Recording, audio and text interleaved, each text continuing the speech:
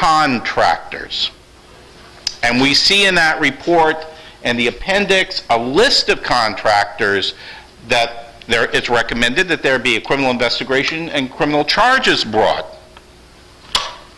Nothing happened with that recommendation. There doesn't seem to have been any charges brought, even though these cases were far more serious than those involving the enlisted personnel who were in fact court-martialed at Abu Ghraib.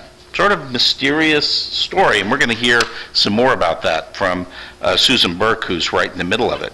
We also know, if you read Jane Mayer's discussion recently in the New Yorker about drone warfare, who's operating these drones?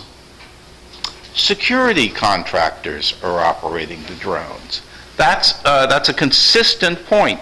So this is the first time in American history that we have an innovating, cutting-edge, new military technology, and it's not being managed by the uniformed armed forces under civilian military control doctrine with rules that provide for compliance with the laws of armed conflict and civilian control over the use of the weapons. No, in fact, the weapons are being maintained, dispatched, set up, and operated by private contractors. Are they accountable? Well, actually, what we're going to hear over and over again is that the answer appears to be no, they're completely beyond any form of accountability for their conduct. And finally, we come to the question of, here's Jeremy right now, so here you go. Hardly late. We come to the question of their actual involvement in armed conflict itself. They've been involved in hundreds of incidents involving the discharge of firearms in both Afghanistan and in Iraq. One of them finally seized the public's attention. That occurred in Nisour Square, where 17 Iraqi civilians were killed. And when that incident was first reported, this involved a company called Blackwater, and we're going to be hearing quite a bit about Blackwater, now called Z, actually. They changed it again. They changed it again? It's now U.S. Training Center. Ah, U.S. Training Center, okay. But in any event, we heard from them immediately that, well, they were defending themselves, they came under attack, and they were protecting their package, their cargo of diplomats. Every one of these claims turns out, after investigation, to be untrue, in fact. And in fact, an FBI investigation comes in and reaches conclusions consistent with what military investigators found right away, that no, they didn't have any cargo. They had dropped it already, and there really was no justification for the discharge of firearms. So these were 17 cases of homicide. Now we come to a point of pride for Columbia University, the involvement of one of our distinguished alumni, Michael B. Mukasey, the Attorney General, because while all this is going on, and we have serious questions about the conduct of contractors, of course, the Department of Justice is in the vanguard addressing the issue, conducting criminal investigations, and bringing criminal prosecutions, right? Of course not. Not at all. Attorney General Mukasey determined that of the 200-plus Department of Justice officials tasked to Iraq at this time, the number who would be available to investigate and deal with questions involving security contractors was 0. In fact, the Attorney General's office intervened over and over again to squelch, to stop investigations of crimes that had been committed. Deputy Attorney General briefed Congress, insisting to them that there's no jurisdiction. In the course of that briefing, revealing that actually he'd never read the jurisdictional statutes, which clearly granted jurisdiction. It was a case of political will, that is, to give immunity to the contractors, complete immunity.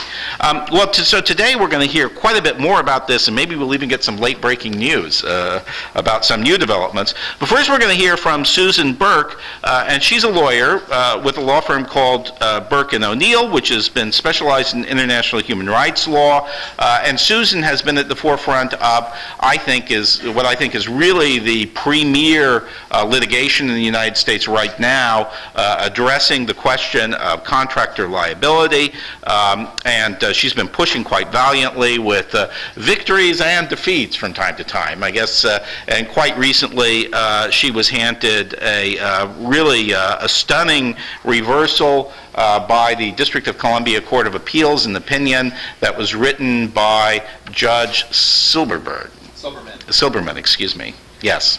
Silberman, who ruled that cases against contractors were preempted because they were subject to a military command authority, a point which astounded me because I spent a year interviewing military figures in Baghdad and being told that, in fact, they had no authority or control over these contractors, which I think clearly are the facts. So it's a ruling resting on completely invented facts. So we'll hear perhaps a little bit more about how that's going to be developed. So Susan.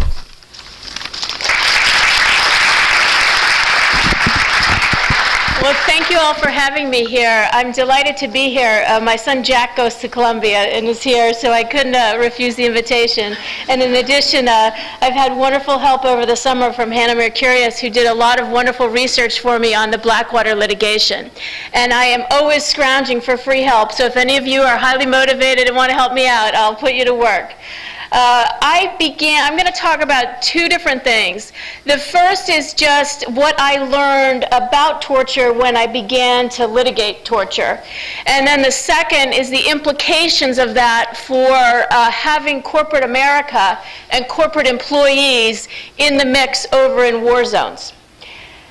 I began to get interested. I've always done human rights work really on the side of a regular practice. I'm a trial lawyer. I've done a lot of work defending companies as well as litigating against them.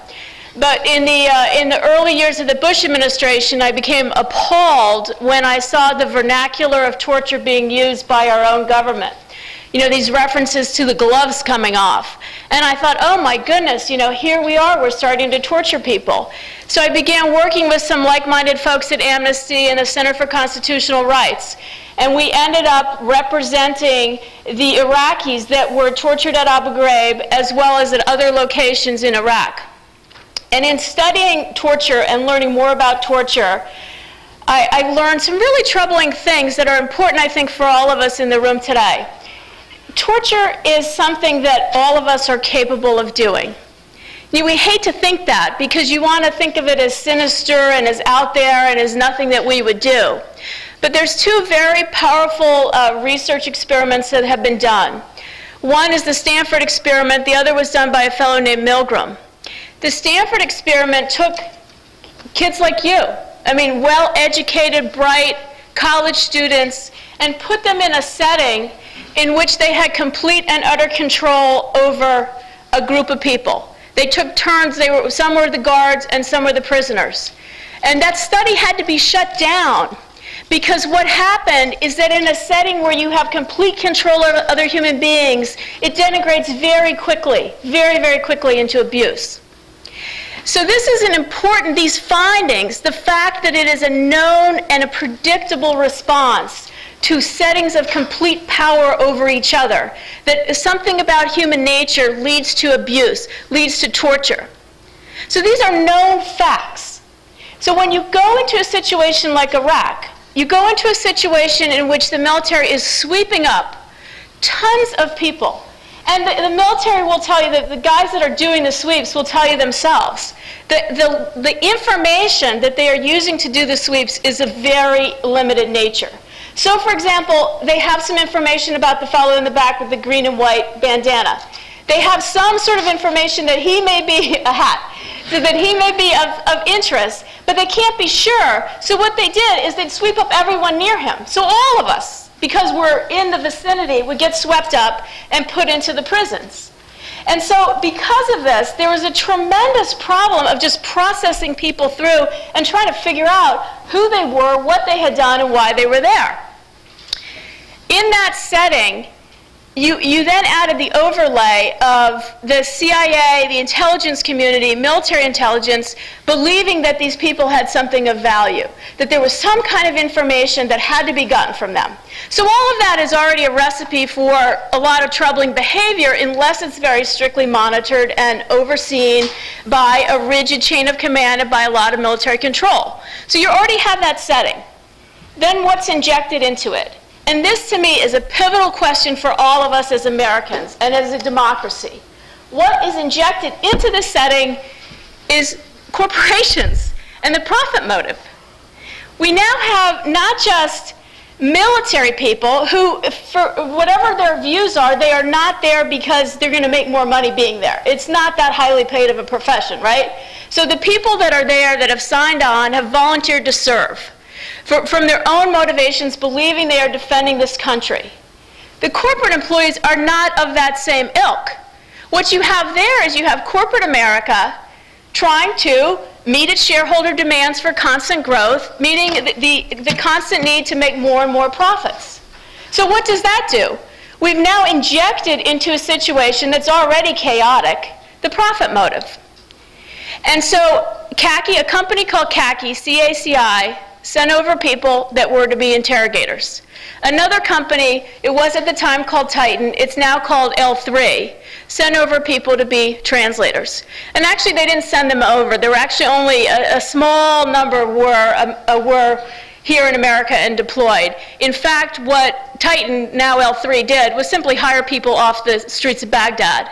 And I interviewed a young woman who was actually Iranian and spoke only Farsi, that was hired to translate from Arabic to English. There was no quality control, no screening. So the prisoners were at the mercy of these translators who often couldn't even translate. So you have this situation where you have injected these folks into it. And when you back away from it, you have to ask yourself, is this beneficial to our national security? For example, the interrogators, the CACI interrogators, are the ones, they and then the L3 translators, alone in the room with someone who has some information. They're writing their reports, they're taking the information, it's in their complete power and control. If there's a contract dispute, they're not even going to turn it over to the government. So there's a lot of complexities, and to my mind, it was shocking the speed with which the government simply ignored the fact that these are inherently governmental functions and put them into private hands. What we've learned from going over and interviewing, we represent approximately 300 people. What we've learned is that Abu Ghraib and the terrible things that you saw in the photographs were commonplace. That was just, that was just one set of images. That was happening all the time. And, Abu wasn't even the worst. I mean, Camp Cropper and the mobile units, even worse. I mean, I've talked to one victim who was literally kicked on the floor back and forth for 3 shifts, so over a day, just like a soccer ball, kicked back and forth. Never given a break, no water, nothing. They're spraying cold water on him, and they're just playing with him, kicking him back and forth. Tremendous beatings. I talked to another man who was hooded and chained like this to a prison for 6 months. 6 months. The man is, as you may imagine, very fragile now. His father stays with him round the clock because he's so close to committing suicide. These were not aberrational acts. This was going on at it was very commonplace. And so what happens is it became the majority culture. So, much as you go to a party and, parties are of a certain nature, people tended to follow what the majority was doing. Think about the nakedness. It's the nakedness in the prison. That was not hidden. It was not somehow obscured. Everybody knew about it. So when you talk to people now, and you talk to these young people that were in this setting and that tortured people and abused people, and you talk to them now when they've come back to America, you feel that they are victims as well. I mean, they've done things that they can't live with and that will haunt them for the rest of their lives. The corporations made a mint doing it. I mean, they made a fortune. And they are the only ones that actually have a financial incentive to keep it going. The military has an incentive to get it sorted out, right? To get the information and to get it sorted out, get it done. CACI and L3 make more money the longer it goes on, the more people are detained, the more confusing it is, because then more and more contractors are needed. L3 contractors were drawn from Baghdad neighborhoods. I have spoken directly to contractors who would get laid off because there wasn't enough translation work. So they would go into the military's tips program where the military would pay information for tips on terrorists. And so the former translators who had just lost their job, which was a good one in Baghdad, they would tip out their neighbors because then they knew they would get hired back. So there was this terrible cycle where the financial motive began to distort what was already a chaotic situation. So we are trying to bring the corporations through the U.S. court system. We've been fighting this battle since June of 2004. We have the first lawsuit that we brought has approximately 237 victims in it. That has gone the furthest up the judicial chain. We got a good decision from Judge Robertson at the district court level, where he said that if a corporation had the power to stop the abuse, then they should be held responsible if their employees participated in abuse. Seems logical, rational. The D.C. Circuit reversed that and said, no, none of this can be looked at because we don't want to intrude upon the war-making authority of the government. We're now trying to get that looked at what's called en banc, where the whole panel looks at it, and we're hopeful that we'll get an en banc review and it'll be reversed. In the meantime, we've started other fronts. We have a case going in Maryland and we have a case going in the Eastern District of Virginia. We also have approximately 70 new victims, and we're going to launch kind of our third wave of lawsuits in about a month. So our plan is to keep working through the judicial system to try to get to a point where the corporations are held accountable for their utter failure to supervise their employees and to stop their employees from participating in the torture of other human beings. So we're cautiously optimistic that one day there will be justice for these people. And so as a result of the work that I've done on the torture, that's how I ended up getting involved in Blackwater. So we also represent the victims of Blackwater. And with that, I'll turn it over to Jeremy to talk about Blackwater.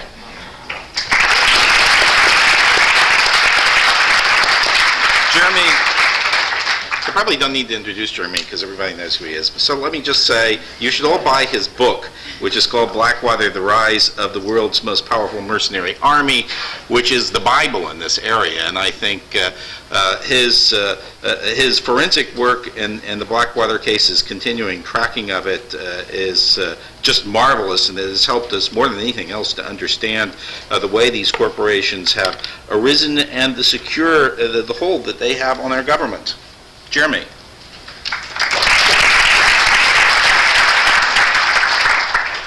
Well, first I have to say I was late because I was working on a story that does in fact pertain to Blackwater. However, I can't talk about what the story is, but it is going to come out in the next week or so. And I'll just say that I think that what I can share with you is that we know but a fraction publicly of what Blackwater has been involved with, and some of the things that are going to be coming out over the course of the next weeks and months are going to be some of the most shocking realities of what this corporation has been involved with, both in terms of its overt operations and its covert operations, including some countries that have not yet been publicly identified where Blackwater is operating. So that's about all I can say on the story that I'm working on for the nation right now.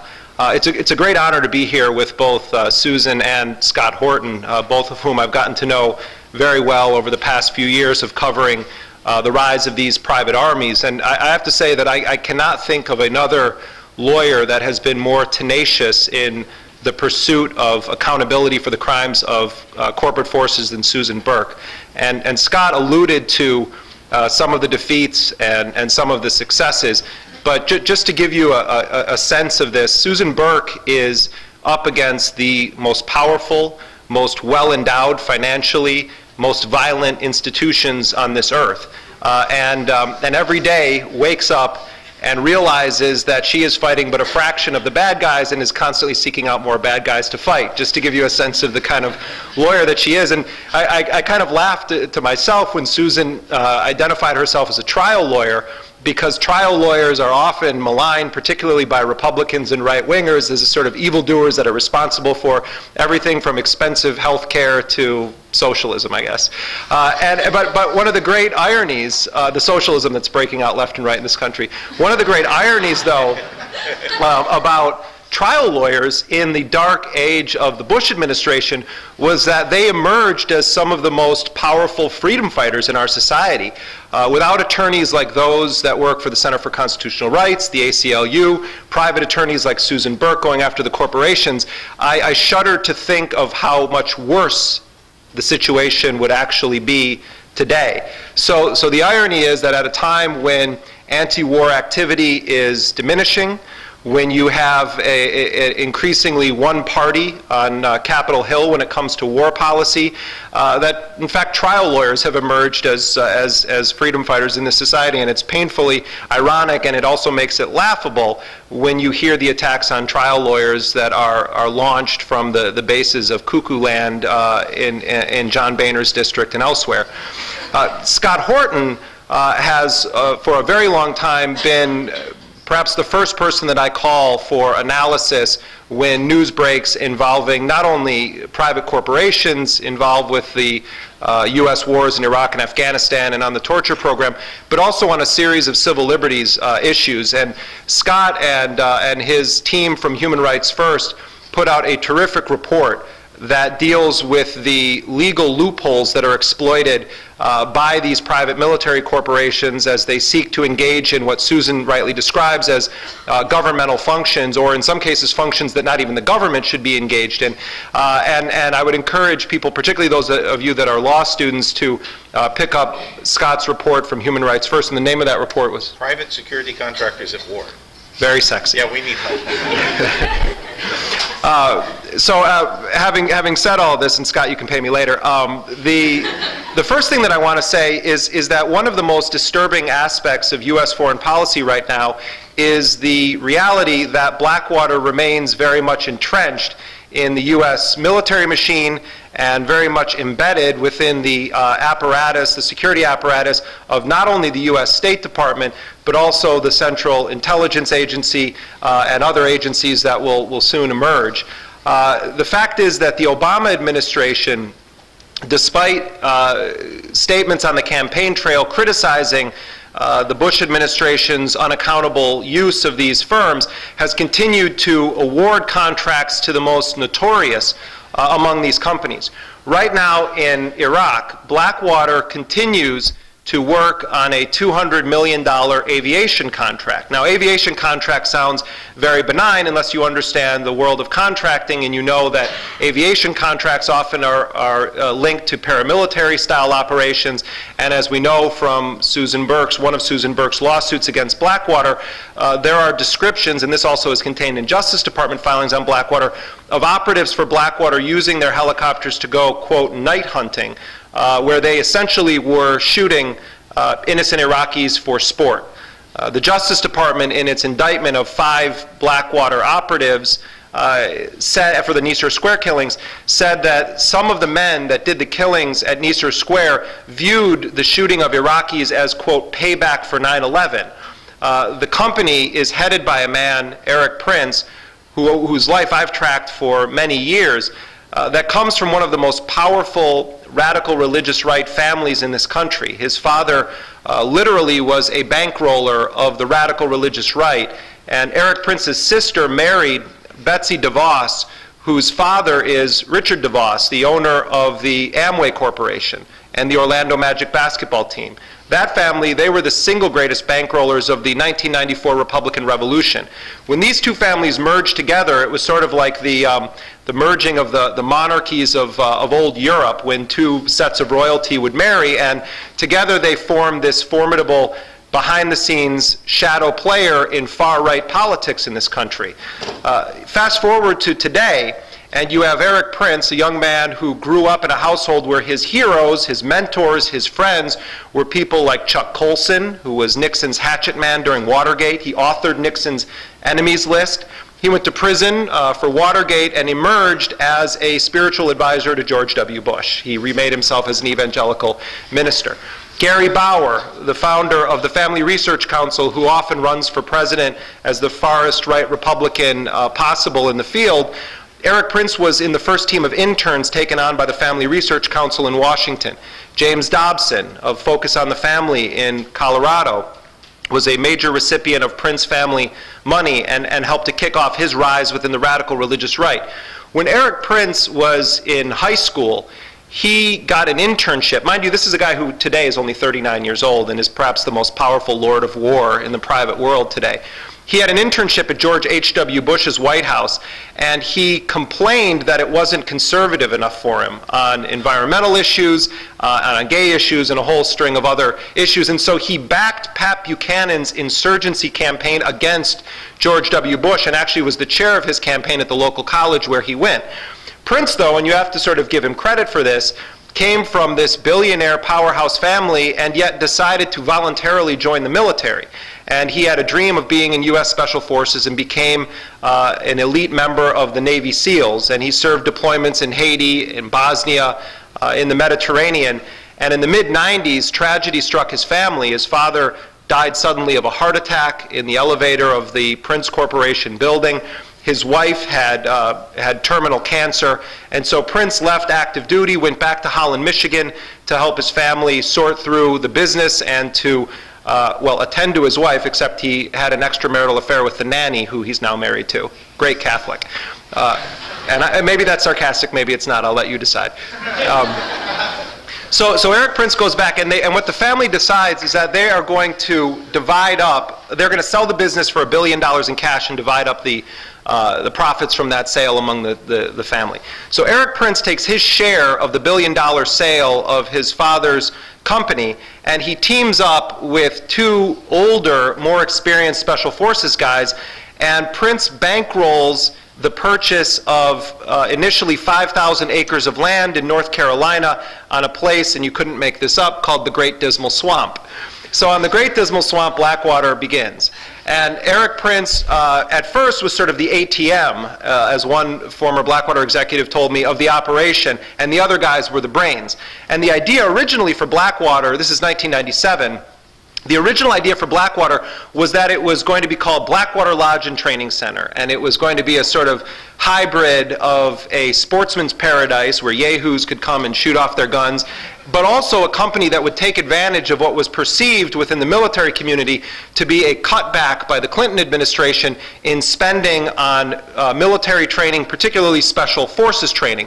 So Blackwater, from the beginning, was seeking to take advantage of what was not government downsizing of military training operations, but was the beginning of a real radical outsourcing of military training operations. So in 1998, Blackwater officially opens for business, and the company would then become the almost annual recipient of a very gruesome gift from the world that would help the organization rise meteorically within just a couple of years.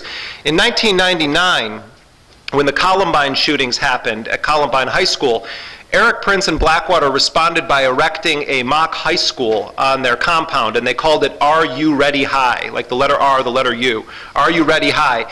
And they invited law enforcement agencies from across the country to come to North Carolina to train at Blackwater on how to face down against the violent youth of America's schools. And in fact, people started coming from around the world, sending military forces from around the world to train at Blackwater. In 2000, when the USS Cole was bombed off of the coast of Yemen, the Navy, where Eric Prince had very deep connections, awarded Blackwater a $35 million contract to build a mock ship where they could train sailors and soldiers on how to defend their vessels against those kinds of small craft or paramilitary attacks. But the real money for Blackwater wouldn't start rolling in until the next year. Eric Prince said in an interview on Fox News, it was, to my knowledge, the only television interview he gave prior to his name being yanked out of obscurity after the Nisour Square killing.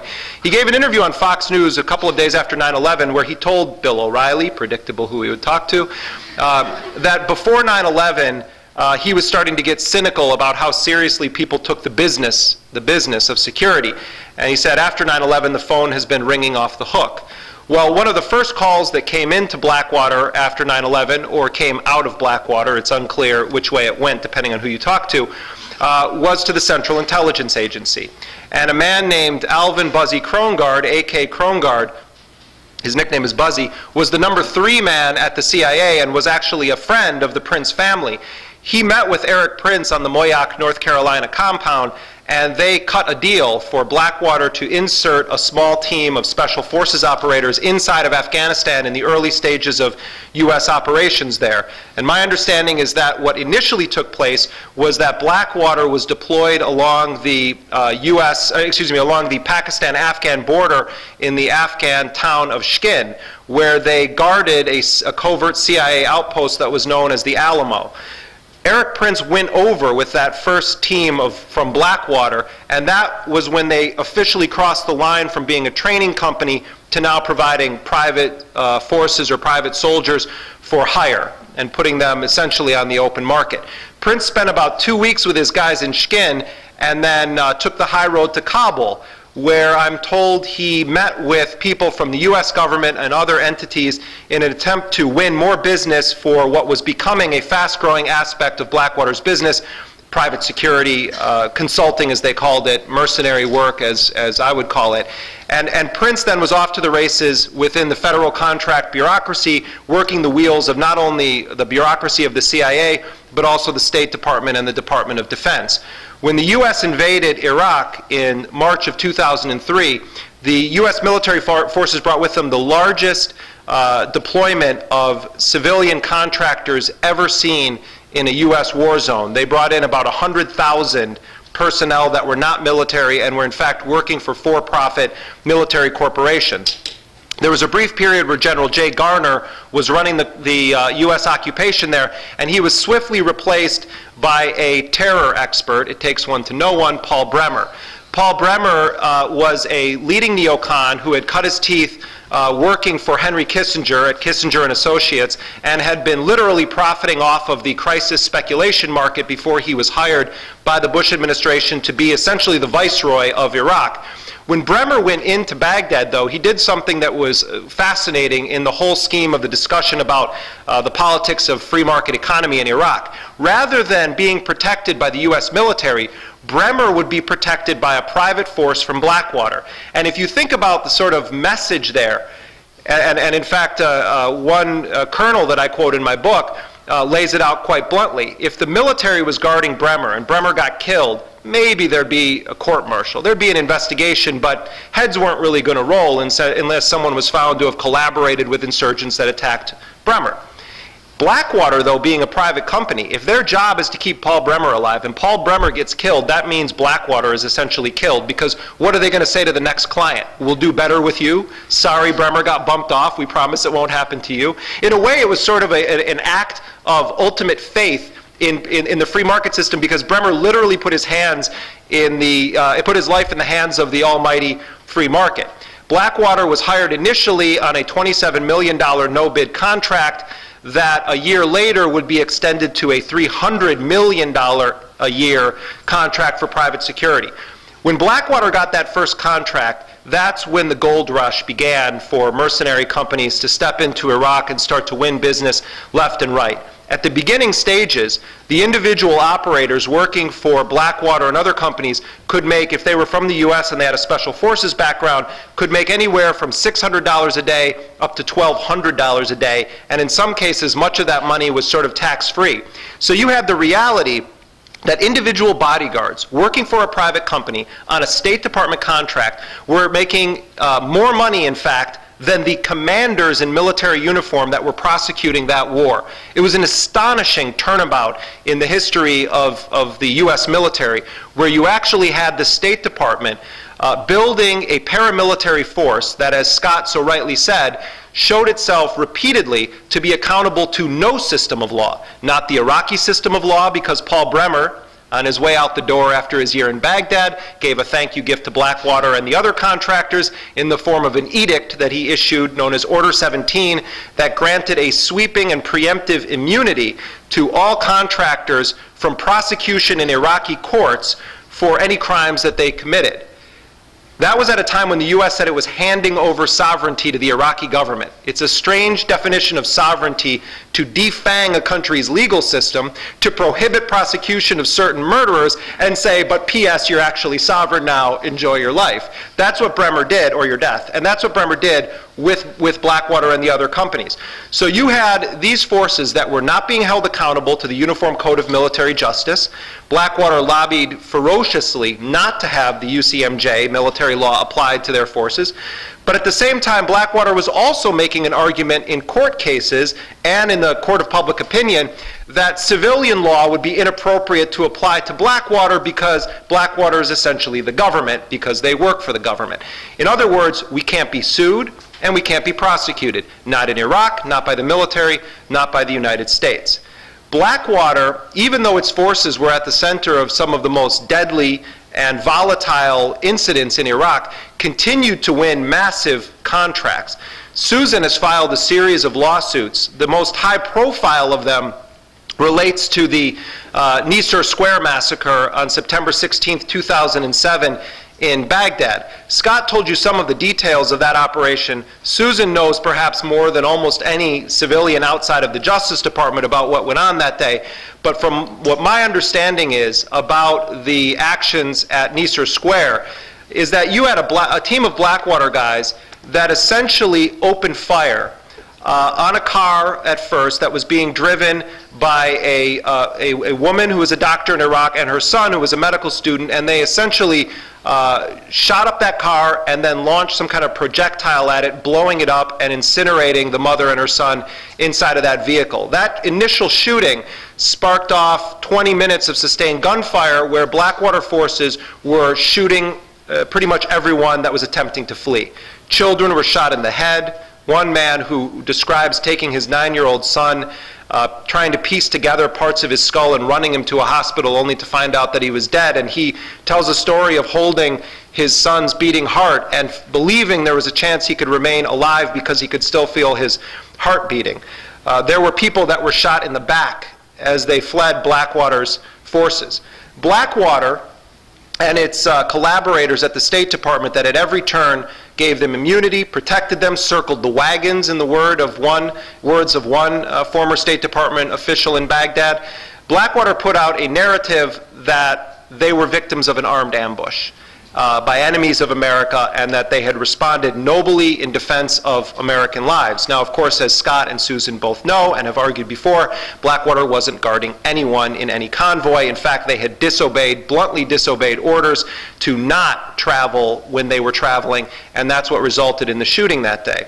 So you had this reality where Blackwater's putting out word that they were victims of an armed ambush by insurgents. There was a debate in the press that sort of went this way. The Iraqi Interior Ministry was saying this was a massacre of Iraqi civilians.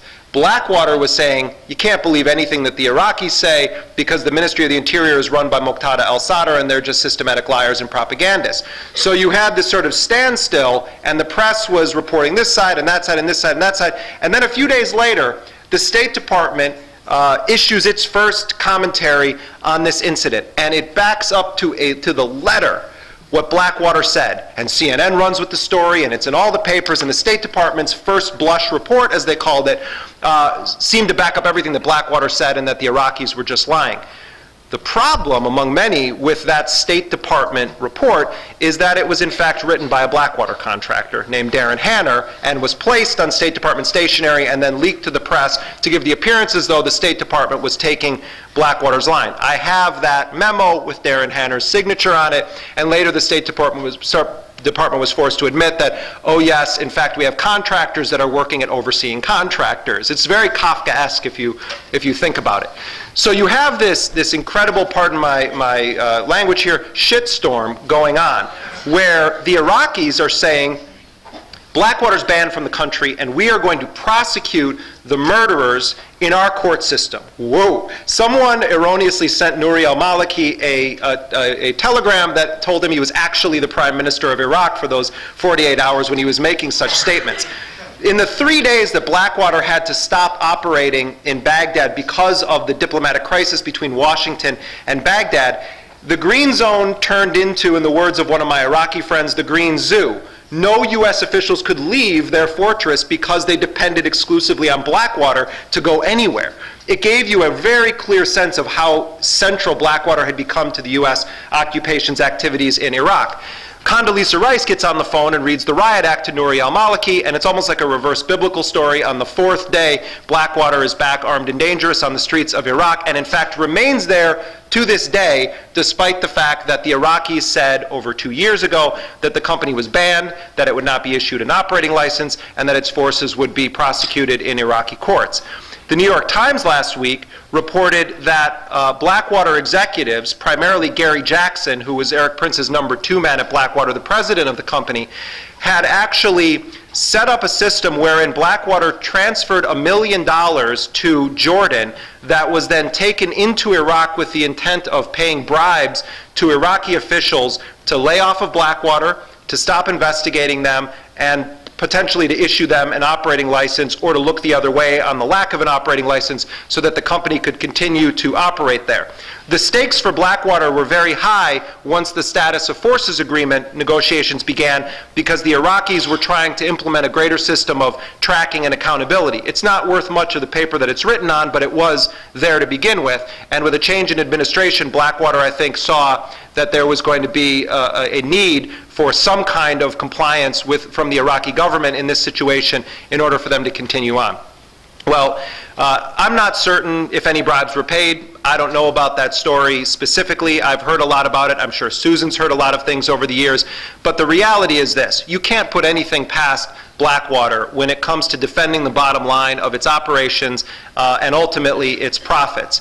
Blackwater, while the Obama administration elected, they didn't cancel, they elected not to renew Blackwater's prime security contract in Iraq, and in May it was officially handed over to one of Blackwater's competitors, Canopy, which is also a notorious human rights abusing company. Canopy then proceeded to hire many of the quote-unquote laid-off Blackwater men. So it's sort of like my friends in Nigeria say of their leaders sometimes, it's like old Coke in a new bottle, where you don't have Blackwater anymore, you have Canopy, but they just happen to have all the Blackwater guys working for them. Blackwater is working three-pronged approach inside of Afghanistan right now. They are one of the premier trainers of Afghan counter-narcotics forces. Of course, the narcotics trafficking is increasing in Afghanistan since Blackwater's been around. They are training Afghan military forces, and they are also working on a prime contract for the State Department, guarding U.S. officials, including Hillary Clinton, the current Secretary of State, and Richard Holbrooke, the U.S. ambassador to the region. Hillary Clinton is a particularly painful individual in this story because on the campaign trail, she actually pledged that if elected president, she would ban the use of Blackwater. Now she is employing them. And it's incredible that to this day, as Secretary of State, she has not so much as uttered a peep about Blackwater except to deny that they are in Pakistan. So you have the utter hypocrisy of Hillary Clinton as a Secretary of State having gone after these guys in what I think was a very legitimate way for very serious crimes, and then when it actually mattered, putting them on her payroll and keeping them on her payroll.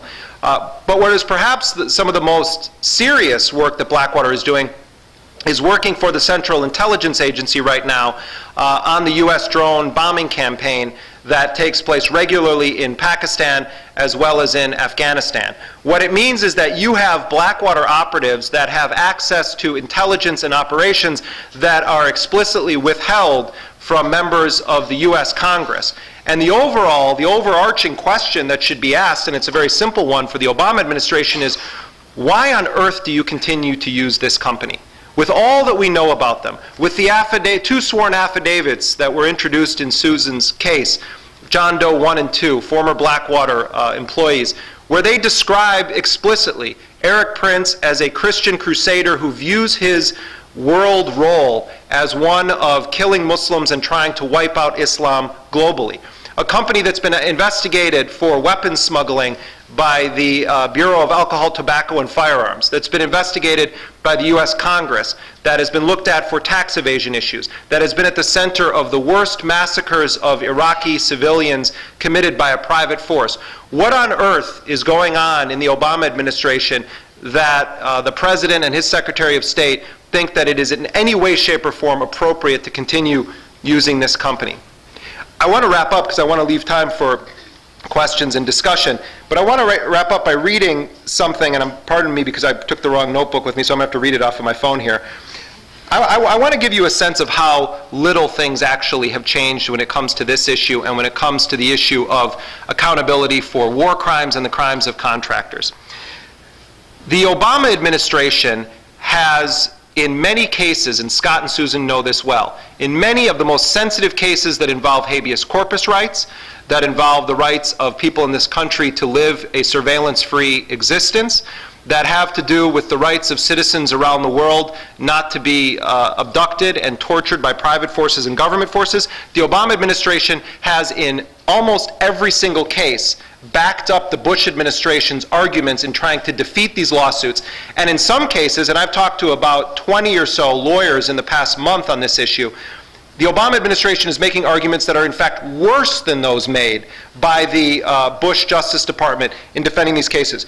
The most outrageous evidence of this that I've found comes in the form of a brief that was submitted in a case that was brought by the Center for Constitutional Rights on behalf of two deceased Guantanamo detainees who were alleged to have committed suicide. And the Center for Constitutional Rights claims that whether they committed suicide or not is irrelevant. They were effectively tortured to death because of what they endured.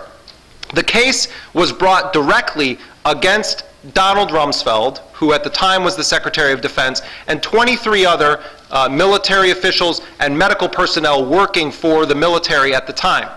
Rumsfeld and the other 23 defendants in that case appealed to the Obama Justice Department to certify them as what's called Westfall defendants.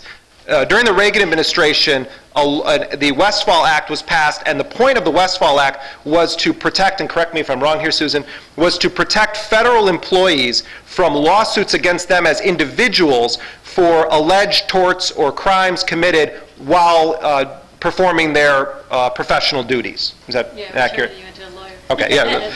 I feel like I'm making a legal argument. But bear with me, because this will pay off at the end for you guys, particularly the law students. So this act has generally been applied to people that work for the Department of Transportation or the Department of Labor, and has seldom been used in an extremely high stakes case, although there are a few in case law that have been pointed out to me. But in this case, Rumsfeld asked the Attorney General to certify him as a Westfall defendant, and what that means is that Rumsfeld and the 23 others are no longer the individual defendants, but instead the US government is the defendant. And that the exclusive remedy for those that have been wronged, in this case the families of these two individuals, is to sue the United States government, which, as Susan and Scott can tell you, is, you know, it's like spitting in an ocean of accountability. It's just, you're not going to be able to find it again. So Obama's Assistant Attorney General, Tony West, in defending the government's decision to take responsibility for Rumsfeld and these 23 other individuals' crimes. They did it. They certified him as a Westfall defendant. They took responsibility for his crimes. They submitted a brief to the court, and I'm going to quote from it. This is Obama's Justice Department. The type of activities, this is all a direct quote, the type of activities alleged against the individual defendants were foreseeable and were a direct outgrowth of their responsibility to detain and gather intelligence from suspected enemy combatants. West then went on to cite case law that said, quote, genocide, torture, forced relocation, and cruel, inhuman, and degrading treatment by individual defendants employed by Department of Defense and State Department were within scope of employment. I'm going to repeat that. Genocide, torture, forced relocation, and cruel, inhuman, and degrading treatment by individual defendants employed by Department of Defense and State Department were within scope of employment. That is shocking. And this is the official position of the Obama Justice Department in a torture lawsuit against Donald Rumsfeld. State Department officials, if you're participating in genocide, it's acceptable. We'll defend you. If you're participating in cruel, inhuman, degrading treatment, we'll defend you if you happen to be an employee of the Department of Defense or the Department of State.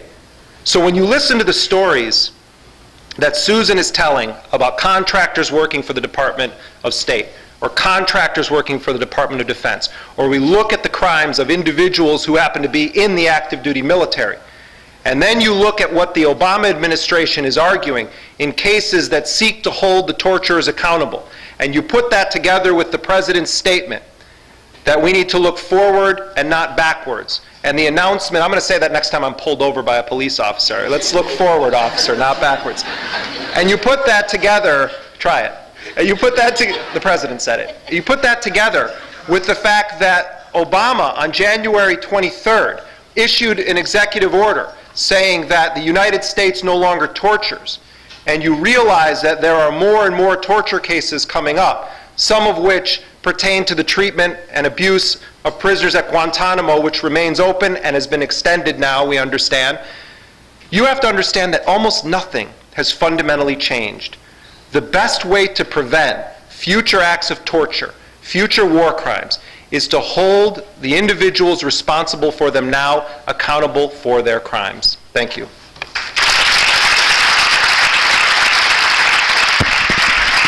Okay, great. So we have 25 minutes for questions, so I'd like to ask you to identify yourself, say to whom your question is directed, and let's go. Who's ready? Here we go. Hey, I'm Matt. I guess it's sort of for everyone.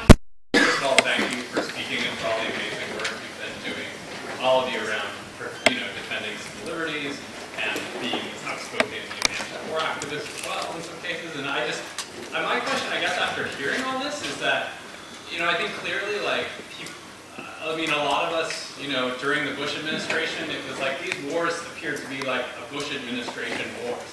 And I think now it's becoming more and more plain from what you're all saying that this is really like a much more entrenched foreign policy that involves occupying Afghanistan and Iraq for a really long time and using private contractors as a part of that. And I guess, what does that mean for kind of like, for A, I think what we do as anti-war activists, but also B, what does that mean for what we're arguing for? Because I think it's really important to challenge these companies like Blackwater and Triple Canopy, but then obviously it's like the U.S. military itself also has a long history of committing all kinds of atrocities itself. So is removing these... You got a cite for that? What? Do you have a cite for a long history of the U.S. military committing atrocities? Let's just let No. Don't make a blanket statement and then try to skate over it. Don't make a blanket statement and try to skate over it about the millions of people who served in this country honorably. Don't do it again. I recommend you shut up and get to the facts. I just want to ask, my question is, would it be helpful if these were in the hands of the U.S. military themselves? And that's not a cynical question. I really mean, would there be more accountability or visibility in that process? Yeah, let me just start answering that question. Historically, many of these functions were in the hands of the military. And when we look through things here, they were core military functions, in fact. Intelligence gathering was a function by the military, and the security role was a military function, down to Marine Guards at U.S. embassies and military protection for visiting diplomats and so forth. And does it make a difference? It makes a tremendous difference, because the military has a series of clear rules of accountability that are structured through the Uniform Code of Military Justice, through a court-martial system, and so forth. There's doctrine, there's training, there's law, there's application of the law. And what we see with the contractors is the circumvention of all of that. It is a no accountability environment. So just start with the fact, I mean, you said that there were problems with the military. Of course, you know, war crimes occur in every war. And if we look at what's happened in Iraq and Afghanistan, you'll see there are incidents, there are criminal investigations, and there are prosecutions. There are court-martials, and there's also what we call non-judicial punishment that's meted out. And if we look at the level of this sort of accountability as it's occurred in Iraq and Afghanistan, it's completely consistent with prior wars, right? So that means that this control function is occurring, and the military takes conformity with law and its rules quite seriously. And we look at the other side of the ledger with these contractors, what's happening? Nothing.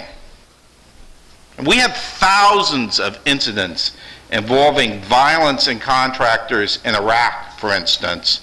No investigation, no action. The military was being told, you don't have jurisdiction to deal with this, and as Jeremy pointed out, Jerry Brimmer had issued an order giving them immunity from Iraqi law. And as I noted, you know, Michael Mukasey had decided, and his predecessor Alberto Gonzalez had decided, we're not going to mess with this. We have no resources to expend with this. So they had immunity, effectively. And that really caused, I think, the situation to fester. So I think there's a tremendous difference between the military exercising and discharging these functions and the contractors doing so. Anybody else want to take this on? Yeah, I would just agree as well. I mean, from my perspective, one of the things is that as citizens of this nation, we are part of this country. The military is responsible to us, and there's all sorts of different mechanisms. There's a Freedom of Information Act. There's all different ways that we can exercise control as citizens over governmental entities. The problem when you get into private industry is that they're completely outside of that. I can't write off a FOIA request to, you know, khaki and have them tell me how many people are where and so forth. So I think that, you know, the warning years ago about the industrial military complex needs to be heeded today, and we need to take a look as a nation as to why we've let these for-profit companies essentially raise the cost of war fighting and create a perpetual machine that is not necessarily in our nation's best interest.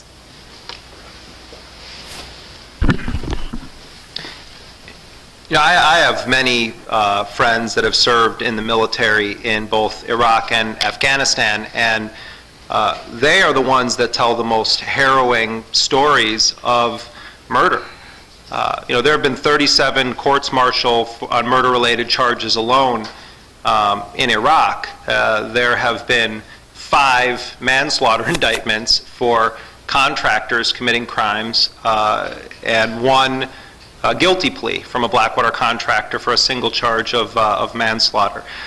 So either, and those are equal-sized forces. You have an equal number of contractors, equal number of military. So either the military, they're just disproportionately committing murder and war crimes, and the contractors are angels, or something is fundamentally rotten with the system. I also, at the same time, have to point out that it's not just about the legal arguments that can be made about accountability for these contractors. Think of the political impact of using these forces. They give, particularly a belligerent administration like the Bush administration, an effective doubling of the size of the force, where half of the force actually operates outside of the military chain of command and outside of any system of law. And in the words of one congressman on the Oversight Committee, these guys are essentially an armed wing of the administration. So you have this situation where there's already, and Scott, having spent his life in military law and comes from a military family, knows this, that there is an incredible uphill battle for accountability within the military itself. But at least there's a system that is applied. With the private forces, there's no system of accountability whatsoever.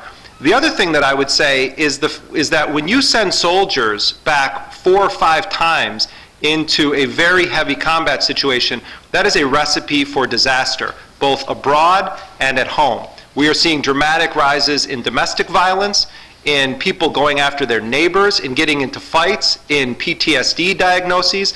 And what makes it even worse is that some of these guys get all jacked up and they decide, I'm going to go to Blackwater or I'm going to go to Triple Canopy, and they're already PTSD. And there's all sorts of fiddling with and tampering with the process of clearing these guys to go work for Blackwater and Triple Canopy when they're mentally unstable individuals. They've shown themselves to have an expressed intent to kill civilians, and they're being deployed as part of private forces when the military wouldn't even deploy them anymore. So, you know, but to sort of address what you were saying, of course there's a long history of U.S. forces being involved with massacres. The My Lai massacre, the Fallujah massacre, the invasion of Grenada. The U.S. military, there is a long, long history, and you don't need to hear it from an anti-war activist or from Scott or me or anyone. There is a long documented history of U.S. forces engaging in massacre of civilians around the world in every single military conflict the U.S. has ever been a part of. Go ahead. Yes, sir. I really enjoyed your talk. Thanks for coming down here. I had two questions. As you just said, the presence of Blackwater and contractors essentially doubled the U.S. force. So I was wondering, if those contractors weren't there, do you believe that the U.S. military would have the capability to pick up the slack? And my second question is, if these contractors were held accountable under criminal, like U.S. criminal courts, would that be sufficient enough to curb their this abusive behavior? Well, first of all, I mean, maybe disagree with me on this. I would say that it would be literally impossible for the United States to be in any sizable or manageable way in Iraq and Afghanistan right now if the Obama administration was not heavily utilizing private forces. I mean, the reality is that right now in Afghanistan, the U.S. military is the second largest force in the country. There are actually more contractors. There are 74,000 individuals working for for-profit corporations on the U.S. government payroll in Afghanistan, and 68,000 U.S. troops. And the surge numbers, which we may hear as early as tomorrow, are almost always now rise at a level of 1-to-1 or at a level where contractors go in greater numbers than the U.S. Military. So, you know, this is, in the words of one pro-mercenary guy that defends the industry regularly, they're the American Express card of U.S. military operations. They can't leave home without them anymore. To your second question, I don't think it's just a matter of accountability, because as we learned with the Blackwater shootings, when the FBI was first going over to Baghdad to investigate the Nisour Square shootings, they were initially slated to be protected by Blackwater when they went to investigate Blackwater. I mean, it was incredible, and only when Senator Patrick Leahy raised a ruckus about it did the FBI say, okay, well, we'll provide our own protection when we go over to investigate Blackwater and not use Blackwater security. But how many auditors are you going to send? How many investigators are you going to send? When we're sending these guys, particularly the armed contractors, to take U.S. officials to places that in some cases the military doesn't even go, who's going to monitor their actions when they're in a place that the military is not even going? It would require such an enormous bureaucracy, including on-the-ground investigators, that would also require security, that to imagine holding them effectively accountable under the law is almost unfathomable to me. I'm sorry, can I ask a follow-up question? Yeah. Quickly. So if we can't essentially pull them out and we can't hold them all accountable, what do But you're presuming, though, well, I mean, I don't believe that we should ever have been in Iraq, and I don't believe that we should.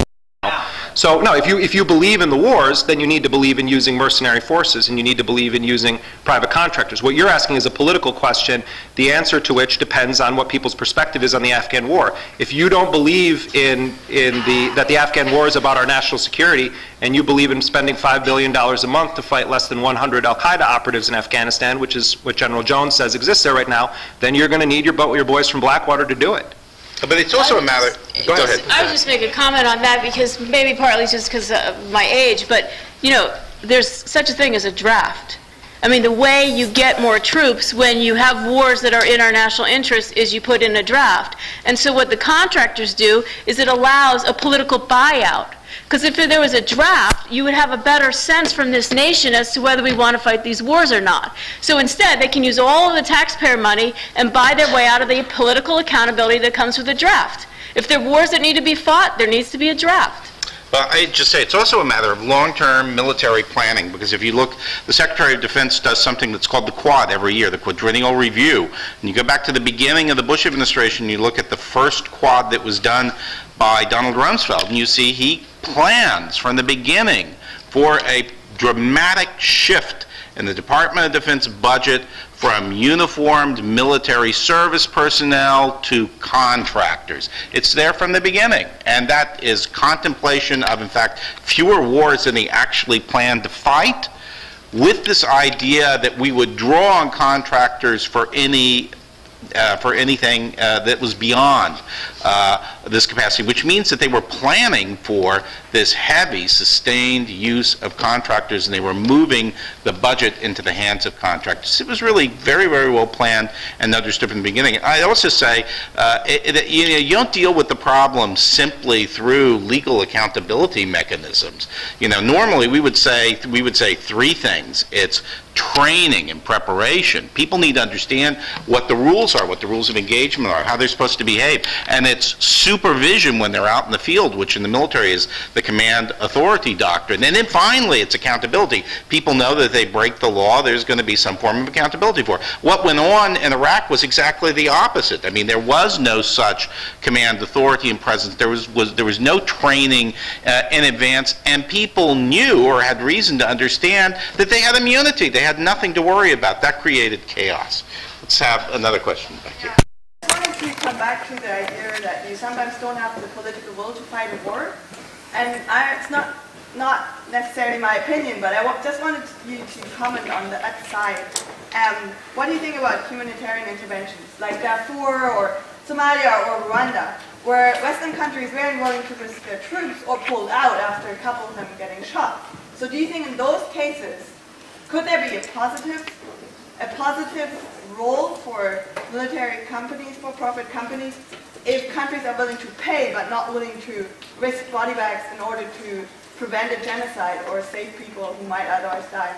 Just your opinion on that. For example, with executive outcomes in Sierra Leone, stabilizing a country but also doing bad stuff. What's your opinion on that side? Well, this isn't necessarily philosophical. I mean, this is happening in the sense that the United Nations has begun to pick up on the U.S. trend and has started to increase its use of private contractor forces in Somalia and elsewhere on the Horn of Africa, in the Congo right now. This is already on the table and is being discussed, but in terms of actual armed intervention by a private force, one of Blackwater's top former executives, Kofor Black, as far back as 2006, announced that Blackwater was prepared to send an anti-genocide force into Darfur, and another Blackwater executive said, if you send us in, it'll be John Jaweed, be gone. And Eric Prince, actually, the owner of Blackwater, pathetically tried to call George Clooney, the actor, to try to get him to back Blackwater going into Darfur, and Clooney wouldn't take his call, so the best they could scrounge up was Mia Farrow to come out and speak at the United Nations and back up this idea that Blackwater should go into Darfur.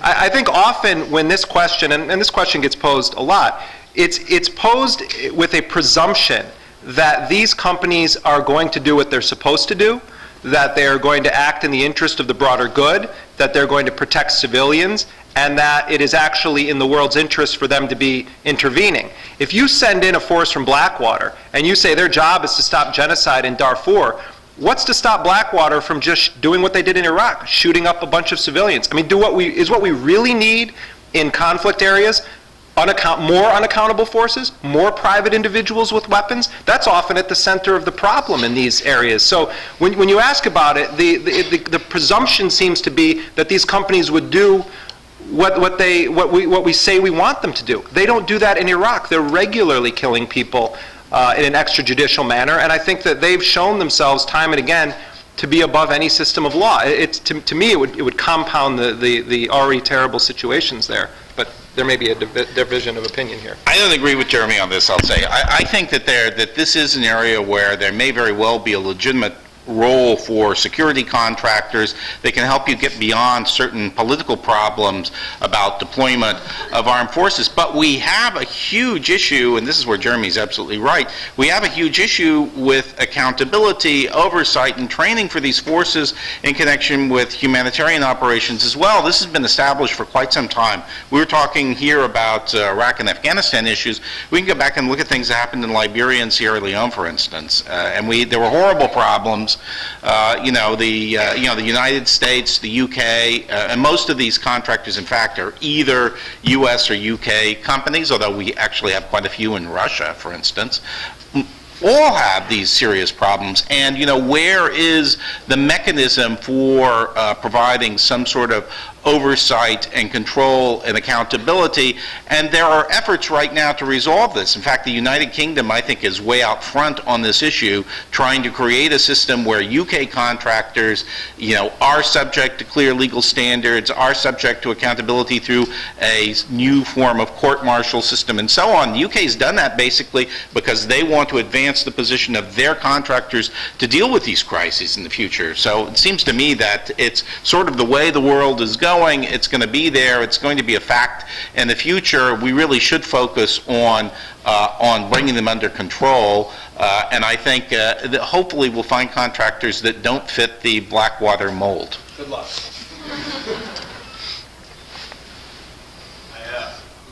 Rick, I'm a first-year student at SEPA. I'm also a veteran. I did 3 tours in Iraq, and I just wanted to add a little bit of perspective. I agree on the whole with your message. I will disagree with a bit of your characterization, specifically about the contractors and the Blackwater contractors. I've worked with some of them. They're not all bad guys. In fact, as you said, 99% of them are former military guys just like me who got out of uniform and just changed their role. That said, it's a matter of supply and demand. How can you take a guy who's making $60,000 a year and dangle $100,000 a year in front of him and expect him not to take that choice, right? Pretty easy supply and demand equation there. But so that's sort of my comment. My question is, what we're talking about here are fairly high-level things, because you can't really ask a guy not to make that choice, and you can't also judge either people in the military or those on the other side of that who are responding to, I will say, presidential authority that says the torture's okay, and sort of, as you were saying, look backwards instead of look forward. I mean, you get into a strange conundrum. My question is, what are we trying to do with the lawsuits? Because what I hear, and I don't know all of your work, and I'm not that familiar with it, but if you're looking backwards and you're trying to prosecute people that were doing what was sort of in vogue at the time, as much as I disagree with it, as much as I'm ashamed of what we did and how we did it, it still seems that President Obama has it right, that we need to be looking forward. So that's the first part of the question. The other part is, how are the lawsuits going to change just the idea that private contractors aren't the way to go? Because right now we're relying on them for food, fuel, aircraft maintenance, for all kinds of things. And so what is your work doing to alleviate that problem? Well, a couple of things. First, you say that, that everyone has that right to make so much more money. I understand that on a personal level, but the choice is really us as Americans. Do we want to be paying extra money? I mean, that's ridiculous. Why should we pay for the same work? Why should we outsource it? So there's a fundamental issue of democratic control over our government, and we need to say, it doesn't make any sense. We're overpaying. So, for the start, I think you need to just look at it rationally. Why do we need to do that? The lawsuits, though, are really focused on the victims. I mean, these are civil, I'm not a criminal prosecutor, these are civil lawsuits in which I represent human beings who had their family members killed or who were tortured, and they're seeking compensation. And what we are trying to do with the lawsuits is to say to the corporations are, Khaki, Titan, they are publicly traded corporations that have extensive, legal departments.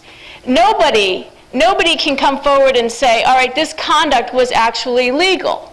You're not allowed to rely on the fact that the military is doing it as a reason why it's legal. So what we're saying is, you corporations who were in there and made a mint off of having your employees in there, you were obliged to supervise them. And you were obliged to stop them from breaking the law. And because you didn't do that and you let your employees harm people, you need to pay for that. And there's a concept in economics about externalities and free riding. It's trying to bring home to these corporations the cost of their own conduct. And so I'm a lawyer, I'm a litigator, I'm always looking back. I'm never looking forward. And so I think you need that in order to make sure that we don't keep making a fundamental error in this nation. And I just want to note, it's not just about, Iraqi victims seeking compensation for torture and abuse. A lot of these cases involve Americans. I mean, I'm going to be testifying tomorrow in the Senate Armed Services Committee in connection with a case involving an American Army colonel, Dominic Barragona, who was run over by a truck. And after a long investigation, there was some suspicion that it may have been murder or a homicide. It was concluded that no, it was just gross negligence by the truck driver. So Colonel Barragona's family started a lawsuit to get compensation for this, right? Immunity. No claim could be brought. Or Jamie Lee Jones, also another person who was a victim of gang rape, in fact. And again, we have immunity being put in place, in this case, through contract process to block her from bringing suit. We have quite a number of these cases where, and we really have a sort of a notion of immunity for corporations that's just run absolutely rampant and was not previously recognized in American law. And right now, I think Congress is bit by bit coming to grips with this and realizing this is really excessive and pulling it back. And just a further comment on that, because the lack of accountability for corporations hurts the soldiers. I mean, we have all of these lawsuits going against KBR because they just burned waste without following their contractual duties to incinerate it. And so you have all sorts of Americans who have all of these cancers and different health problems because the company was too cheap to do it right. So, I mean, there's the fundamental notion that corporations should be held accountable for their behavior shouldn't stop at our borders. I just want to address a couple of things that he said. I appreciate you sharing your experiences in Iraq. You were in Iraq? And I think if you were to read the book that I wrote about Blackwater, you would find that some of the most sympathetic characters in my book are individual guys who came out of special forces and went to work for Blackwater and were essentially screwed over by the company's executives. In fact, one of the major figures in my book is a young guy named Scott Helvenston, who was the youngest person ever to complete the Navy SEAL BUDS training program, and rose to the ranks and became a special forces instructor, and was down on his luck and took a job with Blackwater because he heard through the SEAL grapevine that, hey, there's a company of ex-SEALs that got the contract to guard Bremer. You can go over there and be a bodyguard for him, and you'll be able to make 60 grand in 2 months and go back and put that down payment on the gym you want to buy and put your life back together and pay your child support. He wasn't even in Iraq for 48 hours before his torso was hanging charred from a bridge in Fallujah. He was one of those 4 guys that got killed there. When his mom tried to get answers, Blackwater wouldn't provide them. One Blackwater executive said that if you want to know the circumstances of your son's death, you'll have to sue us. Blackwater countersued those families for $10 million for having the audacity to sue them. Those families didn't want money. They wanted answers from that company. So I think that what you're saying jives with a lot of what I've heard from many military people, in the sense that you have these guys that have a dual motive of having spent a lifetime in special forces, and a lot of these guys are in their 40s now that are at the top tier. They cut their teeth in Somalia, and fast forward 10 years, they're the old guys on the block. They're not the yahoos that are running around pumping people full of bullets. In many cases, it's the rent-a-cop types that want to play special forces guy. So I think that your point is a good one, and I don't think in any way it's an inaccurate one. I think the problem is a top-down problem, particularly in the case of Blackwater. Guys jumping over from the military to these private companies, in a way you can't blame the individual soldier for saying, hey, I want to make real money for having my neck on the line because I didn't get paid squat and I don't have a life savings to speak of. On the other hand, I agree with Susan that the companies are making such a huge percentage off of the billable hours, so to speak, for these guys, that it's the essence of being a mercenary. The executives themselves are the top mercenaries. To give you a sense of how this has impacted U.S. Special Forces, the Green Beret program has now, they've created a junior Green Beret program that never existed before because there's such a drainage of Special Forces guys where you're in for 3 years and you're already fast-tracked to Special Forces without the training that your instructor went through. Special Forces has a non-compete clause where they're trying to prevent guys from jumping over to the private sector within 5 years of leaving military service. It's been a drain on the military Special Forces. I passionately disagree with your characterization. And morale as well. And also, look, if you're in the military and you see these guys, they do stuff that you know you'd get court-martialed for. What message does it feel like your country is sending you? The one thing I passionately disagree with you about is when you said that these actions were in vogue at the time. You know, we're talking about very serious crimes here in some cases. And as I said when I was talking before, and I'll repeat it again, the work that Susan is doing and the work that those that are trying to hold government officials accountable for these actions are doing, at the end of the day, this isn't about money. That's the tangible way you can punish a corporation.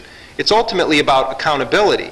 And I believe as a nation that we would be better off not torturing people going forward. I'm sure you agree with that. But how do you do that? When you say, we're going to give you immunity for what you did, you really kind of send a message that, wink, wink, nod, nod, you can do these things because we'll back you up. And I think that's the politically problematic part of this. Well, I think you'll all join me in thanking Susan and Jeremy for their presentation.